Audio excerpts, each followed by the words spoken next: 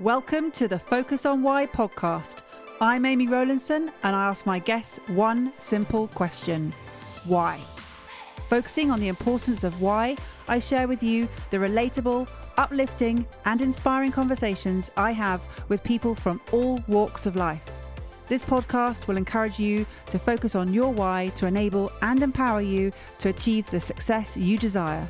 Have a purpose, have a plan, focus on why. Today on the Focus on Why podcast, I am joined by the one and only Julie Crefeld. Julie, welcome. Thank you. I am so excited to be here. Well, I'm just glad that you are here and that you're not sort of trapped in some European destination still. Yeah, the last time we spoke, I was on the Greek island of Rhodes having the time of my life. So it feels very different to be in a cold and dark East London right now. Yeah, so let's just explain to the audience, what were you doing on the island of Rhodes?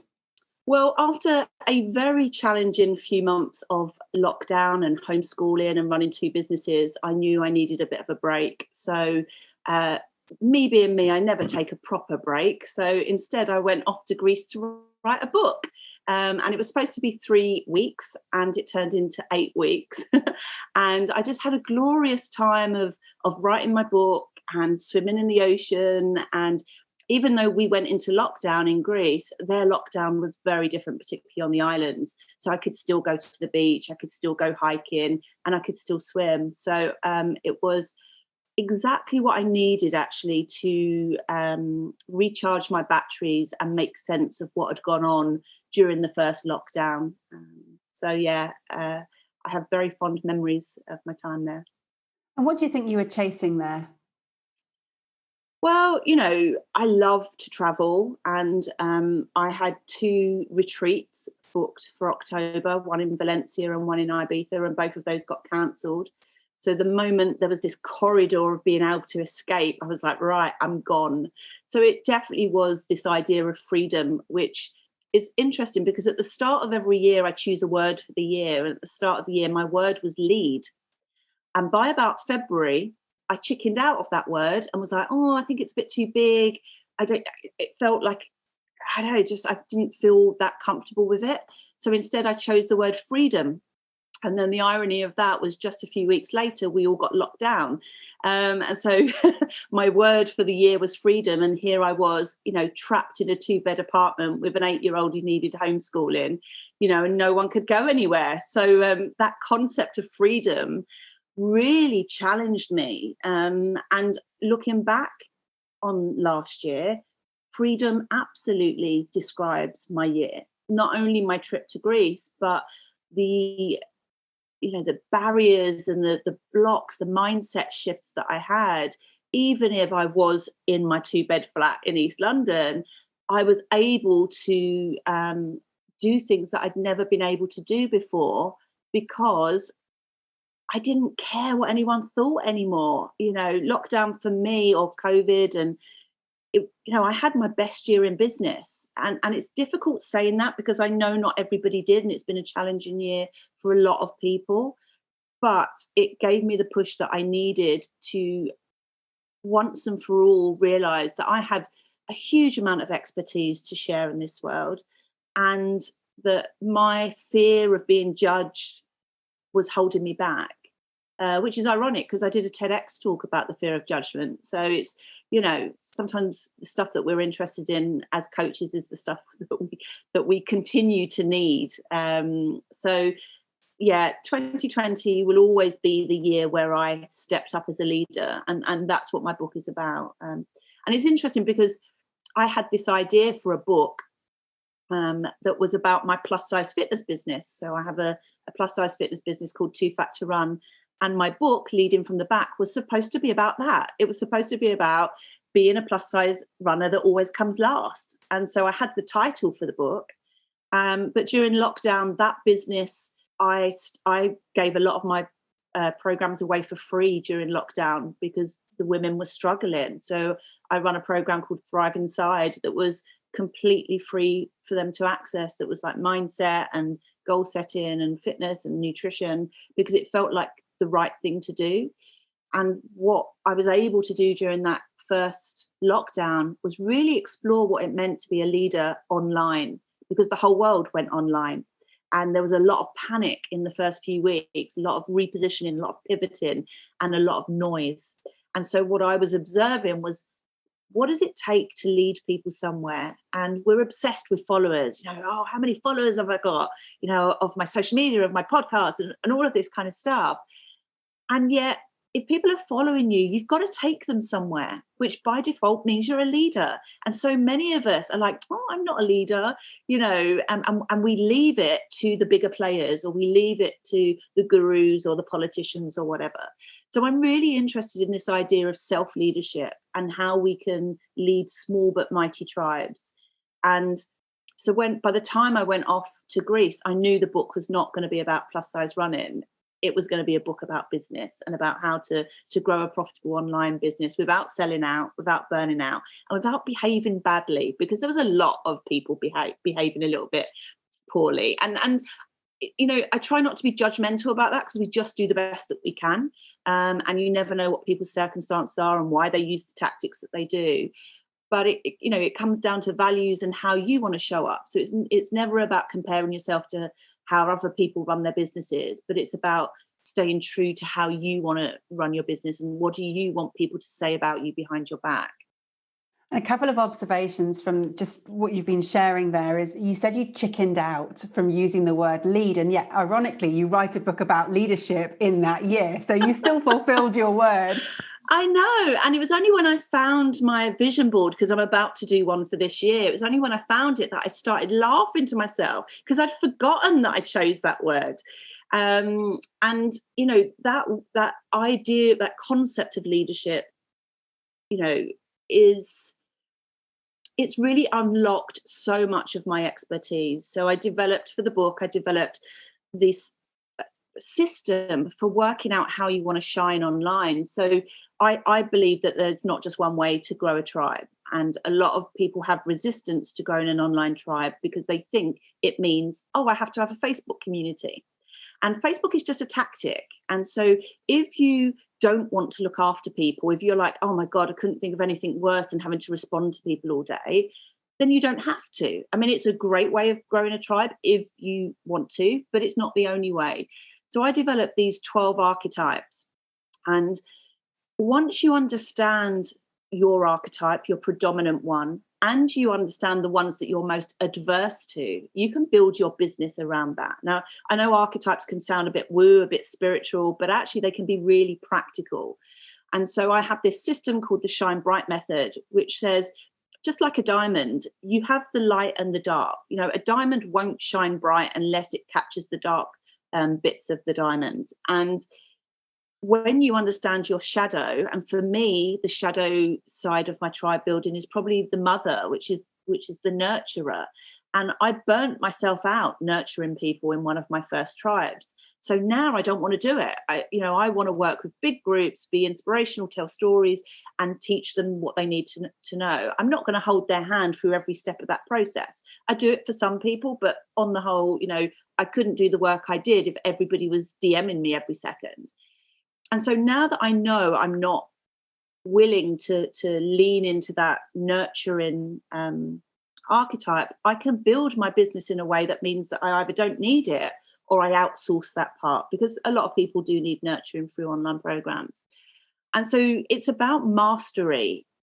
Some people are not born storytellers. And I know you had Rachel Maunder on here, and she was talking about the power of storytelling. We can all tell stories. We might not be good at them or confident with doing them, but it's a skill that we can all use. And so this method helps you to identify the things that come easy to you, the things that you're really adverse to, and the things that if you paid a little bit more attention to, it would really help you to grow your tribe.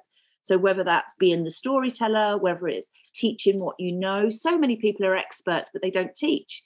And they assume people know what their expertise is. But unless you illustrate your ability to teach, then it's really difficult. And one of my favorite archetypes is the crusader. And I think the crusader is what has got me to where I am, because me as a little girl was so angry with the world, and there was so much injustice. So I was always crusading for one thing or another. And my plus size fitness business definitely came out of me crusading for change. And I think if we all have just a little bit of that in us, it helps us to drive. It is our purpose. And going back to where you said you had the best year yet last year, I think what people have to remember is that it took you years to get to that point. It was just going to happen regardless of what was going to happen last year anyway. But you were in an online space. You were thriving in a position that we were all thrown in. But you had spent years getting to that point. Yeah. And this is something that I've really been exploring in the last month or so. Like, did I have the success because of COVID? Did I have it despite COVID? Was COVID an activator? And I actually think that's what it was. I think COVID was an activator for me.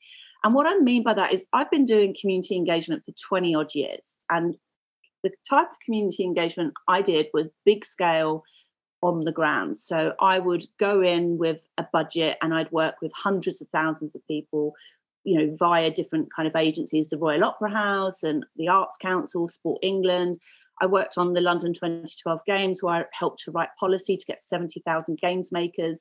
But I would also do stuff on a really small basis. So I'd go in and work with 5 young people. And so that is where I honed my craft around how you engage, how you influence, how you bring people along, even if they're resistant. Like, my expertise back in the day was hard to reach groups. So people that didn't want to engage, didn't want to take part. But I had this bit in the middle where I run a plus size fitness business. And that's for the longest time, it felt like that's all that anybody wanted to speak about. It was very newsworthy, it was very niche, and it was fun and disruptive. And so I became known as Julie Creffield, founder of Too Fat to Run. And it was really hard to shake that. And, I still run that business. But for the longest time, I felt like I'd been put in this box because it was easy for people to put me there. And it didn't allow me to get the impact that I wanted in terms of helping other people to create movements that matter and helping other people to get traction online. And so at the start of last year, I already had the intention to double my income. That was my intention that I set. I didn't know how I would do it. And when COVID happened, I had about 24 hours of a wobble where I literally was like, it's not fair, all this work that I've put in and I'm going to go back to square one. And, I was like, poor me, poor me. And then I snapped myself out of it. And the way I did that was I developed this thing called the triangle of need. And it was about like, what are my needs? What are my needs financially, emotionally, from an ego perspective? Like, what do I need, not just to survive, but to thrive? And then I was like, right, what do my clients need? What do they need to survive and to thrive? And then that didn't feel like enough. If I'd come up with a project just about that, it would have still felt a bit icky. There needed to be something else, another kind of energy that made both parties want to get involved. And I was like, what does the world need right now? What does the world need? And is there another group that I could help? And one of the things that I saw in the first lockdown was lots of fitness professionals going, oh my God, all my classes have been cancelled. I don't know how I'm gonna survive. And so I came up with this program called Thrive Inside, and I managed to employ the fitness professionals to support my plus size women who are all over the world. And what that made me realize was there is opportunity everywhere, particularly when things go wrong, when we are faced with real adversity. The creative side of us comes out and we create something that wasn't even an idea before. It comes out of nowhere. And so I didn't have a strategy at all this year. And I managed to increase my turnover by about 160%, which for me has been life changing. That amount of money, but also that amount of growth into my business, which has given me momentum to have a great year this year. But I think more than that, it has, sounds weird, and this is a bit of a vulnerable share, but I think it validates me. In a weird way, I can say, I'm really good at this stuff. I'm really good at this stuff. It feels really good to have supported probably about 2,000 business owners this year to not go under, to not lose their minds. to not give up. That feels really good to have done that during a really challenging time for business. And you talk about validation, and you also talked about the fear of being judged. You said you even did a TEDx talk around it. What is that sort of need that people have for validation, and what is the deep concern that they have for being feared, for being judged? Yeah. So I did a TEDx about 3 years ago on the fear of judgment, particularly for women. So there was some statistics a good few years ago that said 2 million fewer women play sport than men because of the fear of judgment. So in the context of my running business, I was like, if women are not playing sport because of the fear of judgment, what else are they not doing? Are they not setting up businesses? Are they not going dating? Are they not, going off on adventures? And so my TEDx was about, like, if we started to care less about how we look and instead worried more about how we feel and what our purpose was, and how we can support other people, how we can model fearlessness. And actually, it's not even about fearlessness, because I am afraid a lot of the time. It's not like I'm devoid of fear. When I headed off to Greece for 2 months, that was a scary proposition with what was going on in the world. And I did worry about being judged, because I'm a single mum, and everyone was like, where's Rose? Where's Rose? And Rose was with her dad. I didn't leave her at home watching Disney Plus. But there was still this fear that people would judge me. So I don't know. I think for me personally, there are lots of things from my childhood or from my upbringing or from my experiences, that it's just that little seed of you're not good enough. And I think this is what stems for a lot of people. But it's, I'm very working class. I come from a very working class background. I didn't feel heard or listened to as a child. I was one of 6 children. My mum brought us up by herself. There wasn't a lot of time or space or money. So there was a lot of lack that went on. And I was told at school that I wouldn't do very well and that I should do practical subjects, which I did. I did drama. But actually, I went on to get a first class degree and a master's. So that was absolute rubbish. I am very smart. But I had, for many years, probably about 7 years, was told that I should limit my expectations. And I think that was done based on my family circumstances, because I was a child of a single parent mum who had lots of kids. I was told, don't bother applying for university because it's expensive and you're better off just going and getting a job. And when I look back at all of that, I'm like, no wonder I have grown up with this sense of not being good enough. And when I went to university, most people sounded very different to what I sounded like. The things that I was interested in exploring at university blew their minds, because, my dissertation was on cultural diversity and tribes and culture. I was talking about tribes before Seth Godin was talking about tribes, and it's just having the confidence to pursue what interests you and to be yourself, even if that means you're different from everybody else. And what I've realized now, that's my superpower. I didn't know it a couple of years ago, so maybe 2 or 3 years ago, when I was emerging into the business coaching world, I felt like I had to speak better, look better, be better, when actually I just needed to be more of me. And actually, the more I show up as me, the more I say, I can't be bothered to do my hair today, the more I use my swear words and make up made up words, that's what my clients love. People hear me on podcasts or they see me speaking and something resonates with them. Something says, I've been looking at lots of business coaches, but you're the one for me. And that is about just showing up unapologetically as you and trusting that the right people will find you. And it's interesting that you said you only found your superpower a couple of years ago, and also that you sort of had this sort of difficult start in life. And what I found from interviewing so many people now is that often the void that we have as a childhood, obviously is something that we continuously try to fill. I'm not good enough is probably the most common phrase that people use, not just on this podcast, and I talked about it in my last Reflections episode, but also just in life. I mean, it's just so prominent, that sort of 4 words, I'm not good enough. It's ridiculous. Yeah. And yet it can be so limiting. However, it also can be extremely liberating because, as you've shown, you've just pushed through that now and look where you are. Yeah. I think we all want to feel significant in some way. And that, I think, is the human condition. And I think it's very connected to purpose. And you're right, that void is very much the fuel.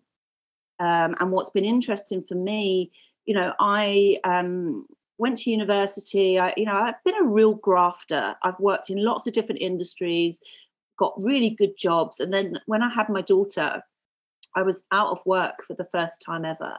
I actually got made redundant 4 times in 10 years. And that was a real shock to not have an identity, an identity and to not have any money.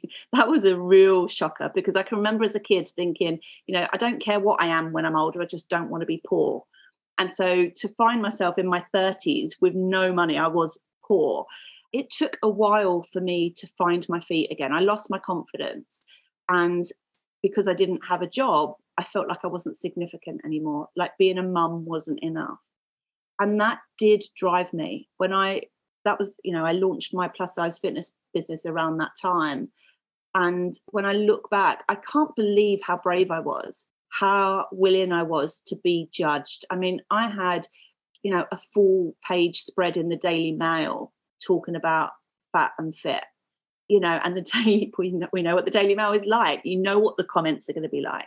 I did 6 weeks on ITV's This Morning, and Twitter would go mad with, who does this woman think she is, go on a diet. And when I look at that, how willing I was to put myself in the public eye, because I was so completely behind my mission to change the way that plus size women were seen in the sport of running. And I know the running world has shifted because of the early work I did in my blog.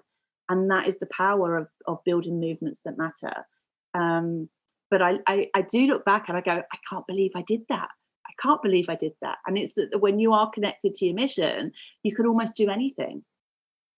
And did you, I mean, it's difficult to know, but at the time, did you know that that was your mission, or did you just believe in it so much you didn't, was it sort of an outward decision to say, this is my future, or did you just want to make things change?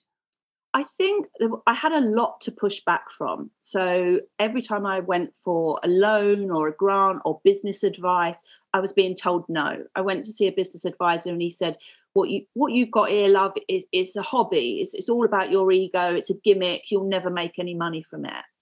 And that was the best thing he could have said, because I went away and I thought, right, I'll show you. And I think that pushback from the running industry, there were lots of people that expressed their distaste at what I was doing. Quite public figures were pretty much telling me to go away and hide in a hole. And I can remember doing a running qualification, because I felt, I'd better get a qualification, because otherwise I can't do the work that I'm doing. And it was all very thin, very white, very, I don't know, just traditional runners were on this qualification. And then there was me. And I had a great time. It was a great course. And I remember at the end, the instructor said, what are you going to use this qualification for? What's your goals for the future? And I said, I want to be seen as the world's leading expert for plus size running. And the whole room laughed. They thought I was telling a joke. And I was deadly serious. And in that moment, again, it was that fuel of, this is what is so wrong about this industry. And a couple of years ago, I got featured in Running World magazine as one of the top 40 influencers in the running world, alongside people like Usain Bolt, Paula Radcliffe, Catherine Schweizer, the first woman to run the Boston Marathon. Like that, to me, was like a fingers up to everybody that ever kind of doubted what was possible. But it wasn't just about me. Like, it wasn't like, oh, I want to be the figurehead of this brand. Initially, my blog was completely anonymous. I didn't show any photos. I didn't share my name. And for the longest time, for about 4 years, my blog I didn't want to be in the public eye. But I realized, to get my mission out there, to grow the business, I had to front it out. And that was the best personal growth tool for me, to stop hiding, and to be fearlessly visible. And you talk about the importance of building your tribe in whichever way that is. And obviously that you've got your different archetypes of the way that you can lead. And it's not just leading from the back, it's just stepping up to lead, full stop. Yeah. Yeah, it's acknowledging that it comes in various ways. There's not just one way to lead, and actually audiences need to be led in different ways, right? And so when we're in the online world, we can get comparisonitis, and we can be like, what's the point in me talking about vulnerability when Brené Brown does it so well? Yes, I love Brené Brown, she's awesome, but she doesn't speak like me. She hasn't had the experiences that I have. She's not as accessible in terms of the programs that I run. We need multiple voices saying similar things to grow the consciousness and move people forward. It's very difficult for one single person to make huge amounts of shift. You need a ripple of people that are inspired by those people to turn what they're talking about into their own ways of speaking. And it was really funny. The last marathon I ran was a couple of years ago, and the night before I watched the Brené Brown Netflix documentary, and on a whim I tweeted her. I'd never tweeted her before in my life, but just the night before the marathon I just tweeted and said, the perfect documentary to watch the night before running the London Marathon. And I got up in the morning and my Twitter had gone mad because Brené had said, "Good luck, Julie, you're going to smash it." And so now I always refer to Brené as, my friend, Brené Brown. But it's just, it's a real indication of how when you are willing to show up, amazing things happen. And the power of the internet to bring people into your life of all different levels. This idea that we put people up as gurus, don't we? They're just human beings. And there'll be people that put me up as a guru, and it's just, it's fine to seek that validation. It's fine to want to be significant, but you also have to remember you're just a human being.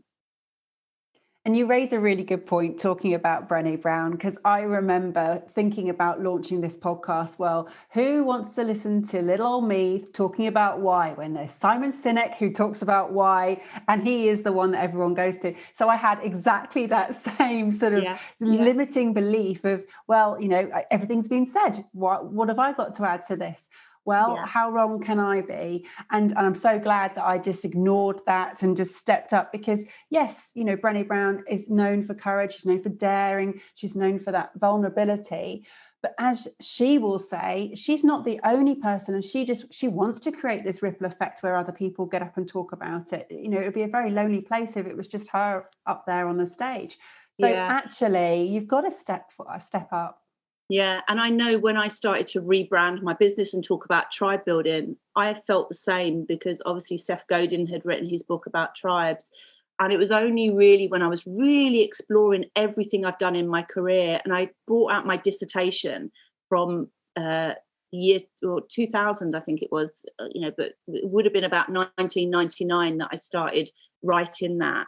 And, Seth Godin didn't start his blog until 2003 or something like that, 2004. And he didn't write his book until much later. So actually, that gave me a real, boost to my confidence. Like, I was interested in this stuff a long, long time ago. And I have practical application of, all of the things that I've done in my life. And that is how I've really honed my niche. And I think it's only in the last 18 months, really, that I've got super clear on this is what I do and this is why I do it. So why are you doing it? Because business is lonely. Business is so lonely as an entrepreneur, not just in terms of the way we work. So many of us just work in an office by ourselves with a computer screen. But it's lonely in the decision-making process. It's lonely in the way we are called to step up and to do things we've never done before.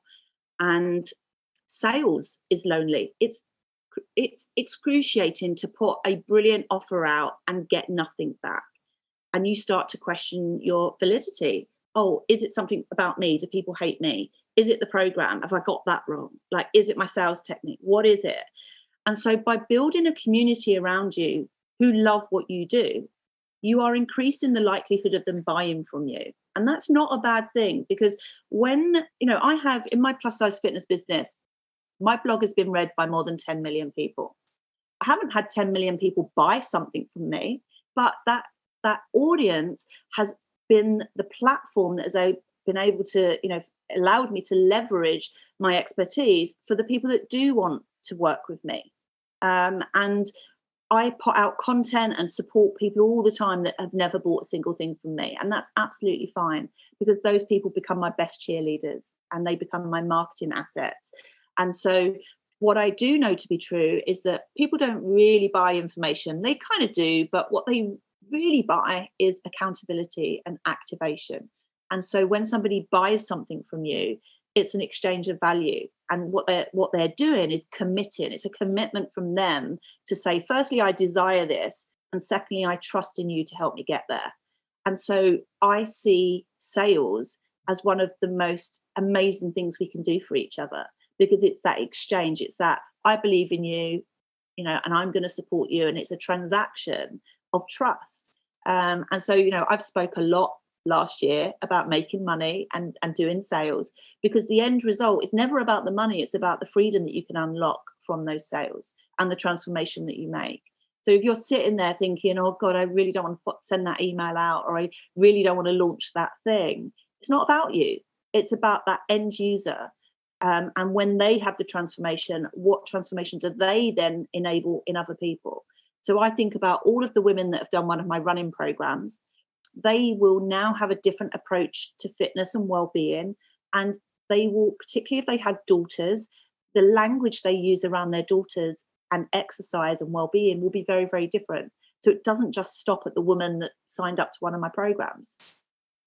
And we go right back to that 24-hour wobble that you had, where you asked yourself the question, what does the world need?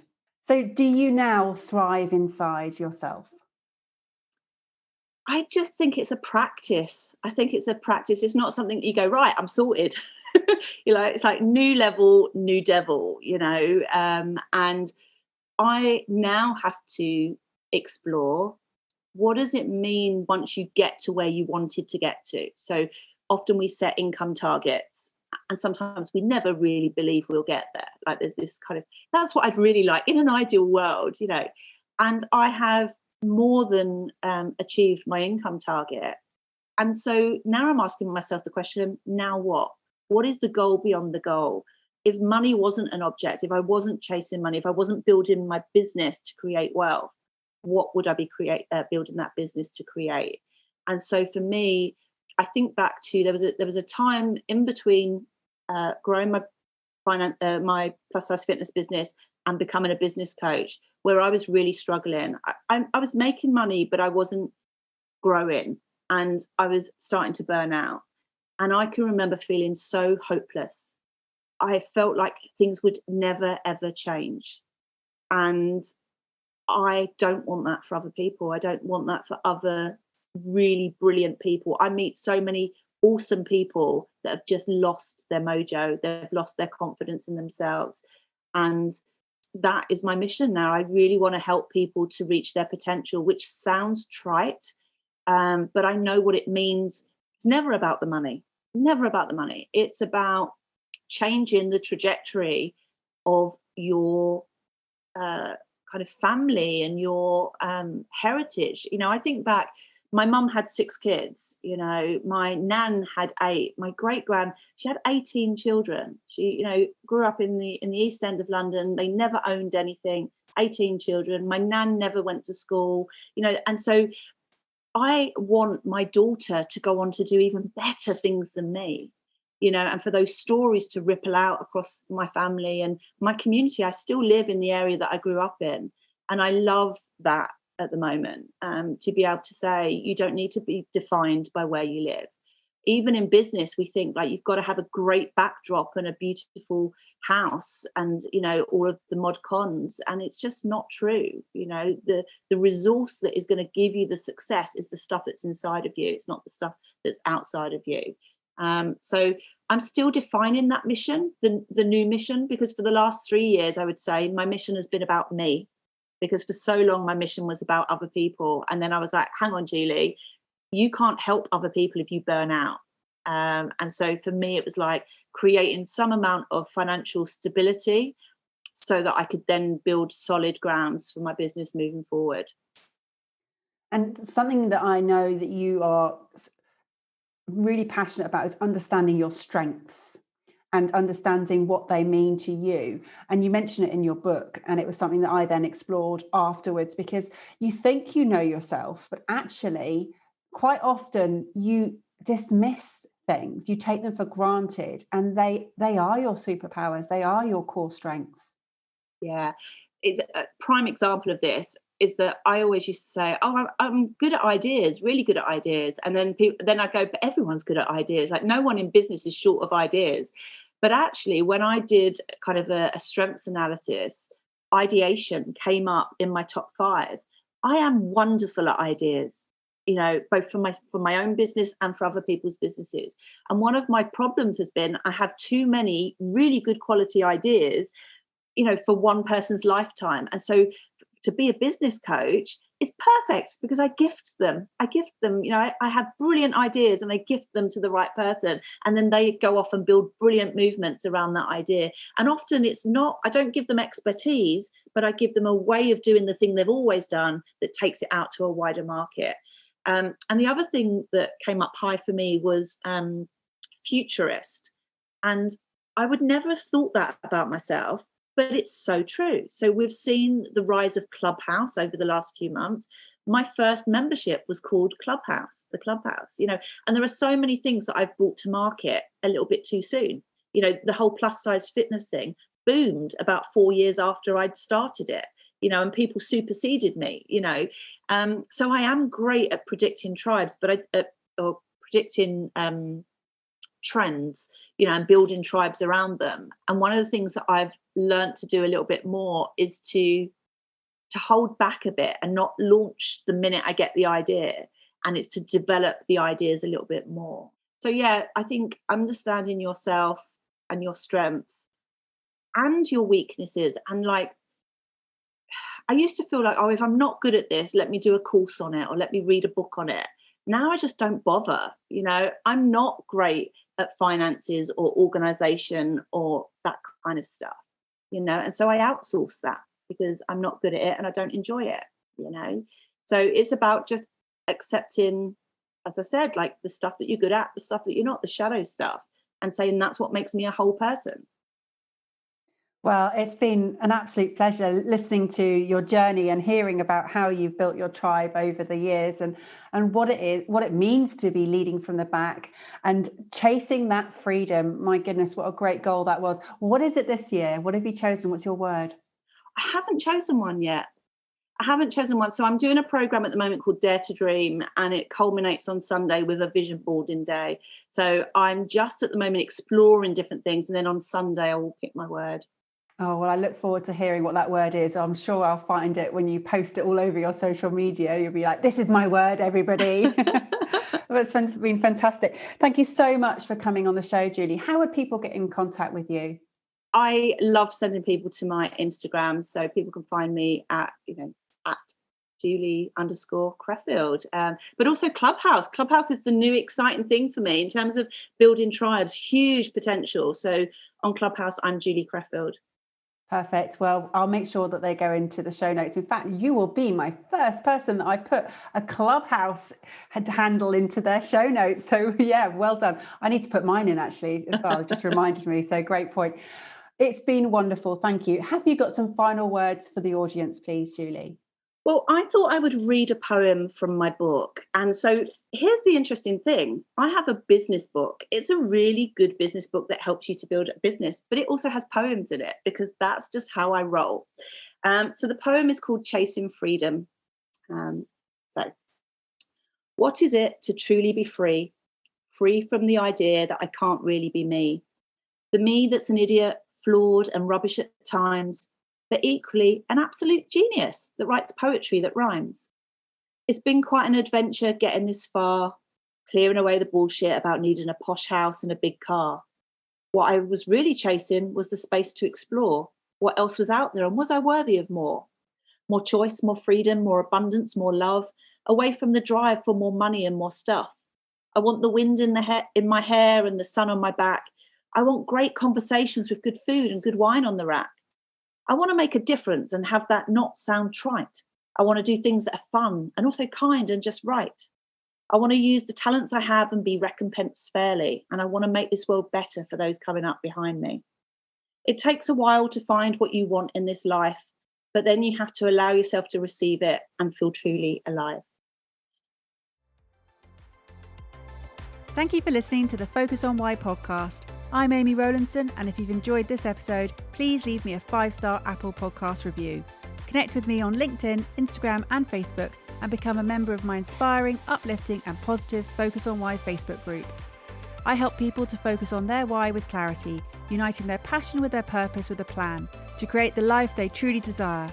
If you would like me to help you focus on your why, then please book a free 20-minute coaching call via calendly.com/Amy Rowlandson. And if you haven't already, please sign up for the Friday Focus weekly newsletter via my website, amyrowlandson.com. Have a purpose, have a plan, focus on why.